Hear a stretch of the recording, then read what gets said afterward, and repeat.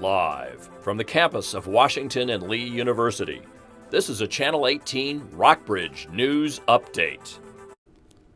Hello, and welcome to the St. Patrick's Day Rockbridge Report Live News Update. I'm Stuart Scott. It's Tornado Awareness Week, and Virginia had its annual statewide tornado drill this morning. The National Weather Service office in Blacksburg sent a test tornado warning that triggered a tone alert and broadcast message on NOAA Weather Radio. The message was picked up by TV and radio broadcasts through the emergency alert system, simulating what listeners would hear during an actual tornado warning. The Virginia Department of Emergency Management and the National Weather Service sponsor the drill to encourage businesses, organizations, schools, families, and individuals to learn where to seek shelter during a tornado. A flight headed from Washington, D.C. to Denver had to return to Dulles Airport after a pilot told air traffic controllers a passenger had become violent, ran toward the cockpit, and had to be restrained by other passengers. Another passenger on the flight said the man who had to be restrained made references to jihad.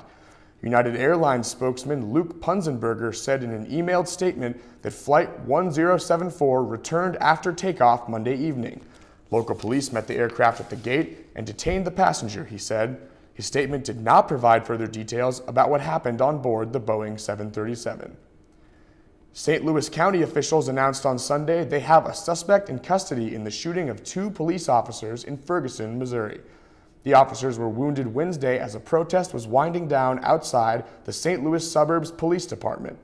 CNN reports that Jeffrey Williams is being charged with 2 counts of first-degree assault. What struck investigation is still ongoing. Shortly after the arrest was announced, protester Bishop Derek Robinson told CNN he had spoken to Williams in jail. He asked him who he was firing at. I asked him to describe the individual, and he said he couldn't. It really sets us back. It's going to be a bit harder to rebuild the trust, again, within the community all the way around. I'm Mary Muller reporting. Central Elementary is the last of Rockbridge County elementary schools to create a campus garden. The school is working with Boxerwood Nature Center and has had help from VMI, W&L, and other volunteers in the Rockbridge area to help put the garden together. The garden is part of the national movement to go green. Students will learn how and when to plant food that they will be able to harvest and eat. The project began in the summer and is estimated to finish by the end of this school year. Washington and Lee University suspended its chapter of Phi Kappa Psi fraternity for hazing violations last week.